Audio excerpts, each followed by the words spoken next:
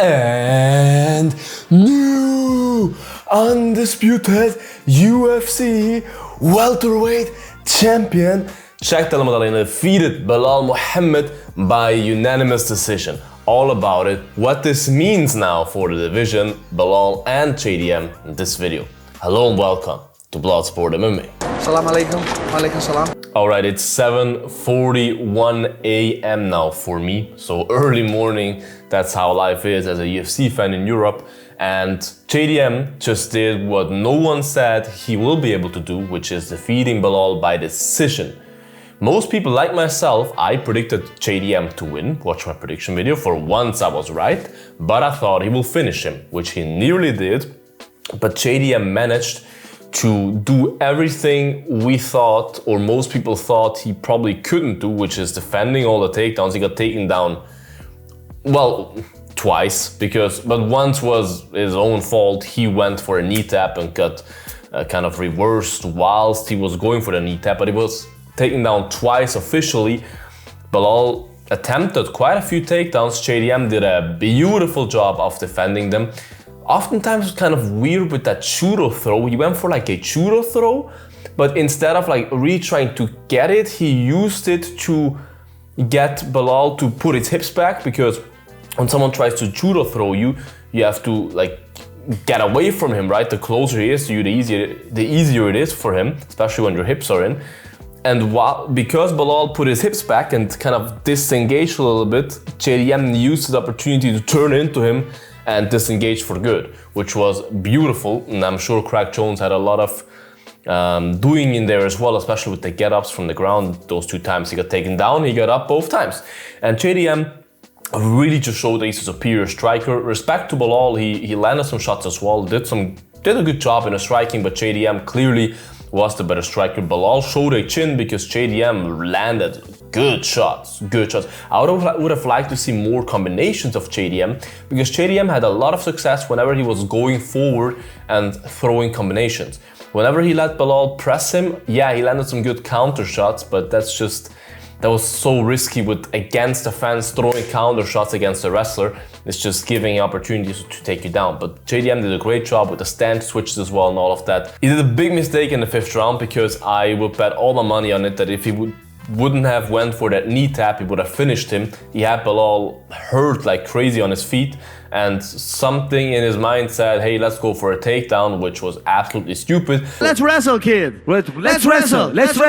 But it doesn't matter, because he won 48-47, 48-47, and 49-46. In my opinion, the 49-46 is the correct scorecard, but it doesn't matter because he won either way. Belal with the shortest title reign ever, no title defenses, which sucks for him, but I'm sure, and that's no hate, but I'm sure the fans are happy, because who would have wanted to see Belal against Ian Gary? Belal against Shevchenko could have maybe been fun, but yeah. I'd rather see JDM against Shevchenko, I'd rather see JDM against Gary, I'd rather see those matchups, right? So what happens now?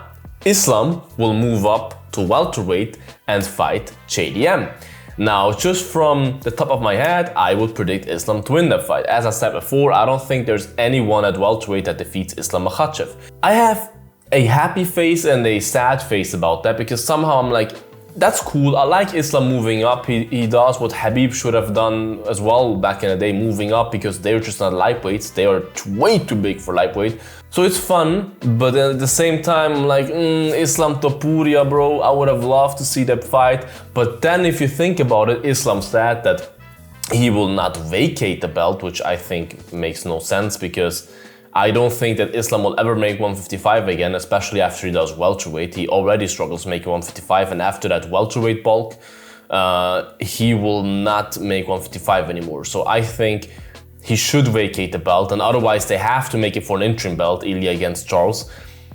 It has to be for an interim belt, even though I think it should be Ilya against Arman. I don't think Charles deserves it, but hey, I'm not Mick Maynard, I'm not Sean Shelby, but they have to do it for the belt. You cannot put Ilya in there for a non-title bout when he waited for Islam that whole time. But now Islam against Jack will happen. Probably Charles against Ilya. Maybe Dana announced it already in the post-op press conference. I don't know. Happens as we speak.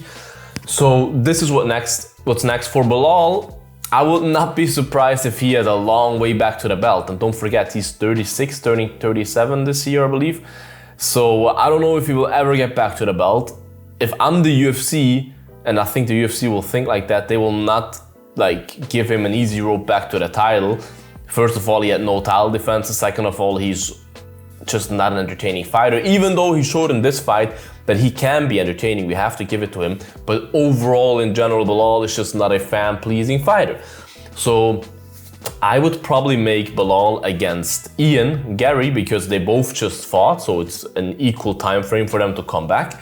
And Ian Gary needs at least one more for a title shot, in my opinion. I think even if he beats Belal, he probably needs... if he beats Belal, he could get a title shot. But Ian against Belal would be a great fight. I would love to see that fight. Or wait for Kamaru against Buckley, because if Kamaru wins, Kamaru against Belal, that would be fun.